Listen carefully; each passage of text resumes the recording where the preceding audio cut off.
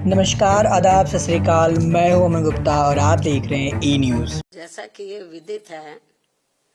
कि बीजेपी के श्री अमित शाह द्वारा संसद में भारतीय संविधान के मूल निर्माता व दलितों एवं अन्य उपेक्षित वर्गों के पूजनीय भगवान व मसीहा परम पूज्य बाबा साहब डॉक्टर भीमराव अम्बेडकर के बारे में जिन शब्दों का इस्तेमाल किया गया है तो उससे बाबा साहब की गरिमा व अस्तित्व को काफी ठेस पहुंची है। इससे एक प्रकार से उनका अपमान हुआ है, ऐसा हमारी पार्टी का ये मानना है, जिससे अब पूरे देश में इनके अनुयायियों में जबरदस्त गुस्सा व आक्रोश व्याप्त है और ये इनके कहे गए शब्द इनको जल्दी ही वापस ले लेने चाहिए तथा इसके लिए इनको पश्चाताप भी जरूर करना चाहिए, तो ये बेहतर होगा। वरना इनके अनुयायी इस घटना को कभी भी भुला नहीं पाएंगे तथा ना ही इनको कभी माफ कर पाएंगे। जिस प्रकार से बाबा साहब के प्रति कांग्रेस पार्टी के असंख्य रहे गलत कारनामों को इनके अनुयायी अभी तक भी भुला नहीं पाए हैं और ना ही ये कभी कांग्रेस पार्टी को माफ करने वाले हैं,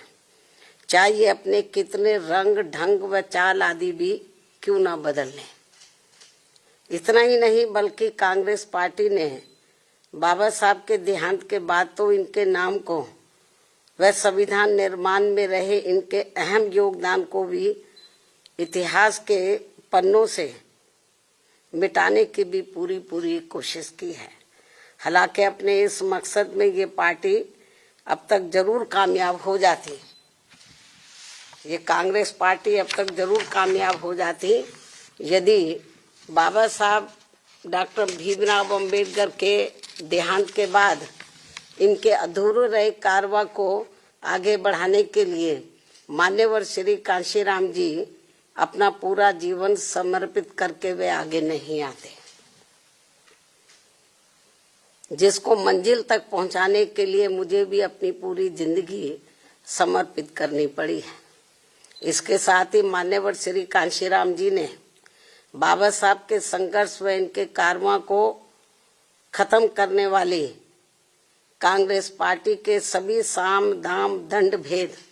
आदि हथकंडों का मुकाबला करके वे उनसे सावधानी बरतते हुए तब फिर बीएसपी का गठन किया है,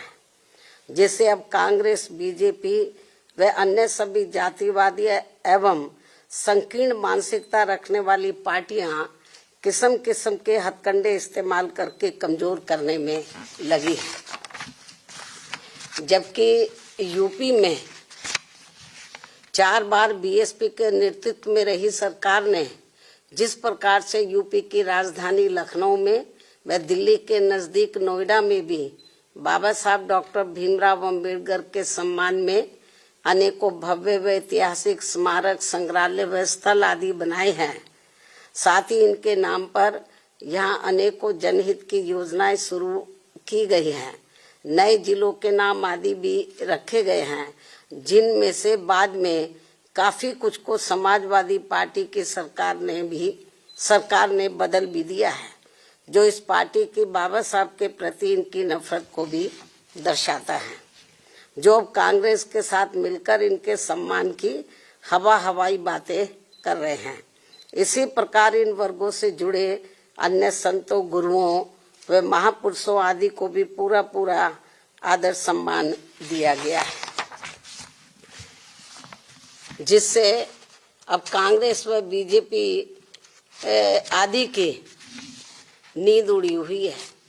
ये जो हमने काम किए बाबा साहब के सम्मान में, तो उससे अब बीजेपी व कांग्रेस आदि की नींद उड़ी हुई है, जिनके अनुयायियों के वोटों को लुभाने के लिए, जिनके अब बाबा साहब के जो अनुयायी हैं या अन्य संत, गुरु और महापुरुष हुए हैं, उन जो दलित और अन्य पिछड़े वर्ग से ताल्लुक रखते हैं, तो उनके अनुयायियों के वोटों को लुभाने के लिए फिर बीजेपी को भी मजबूर होकर वे अपने दिल पर पत्थर रखकर इनके सम्मान में कुछ कदम भी उठाने पड़े।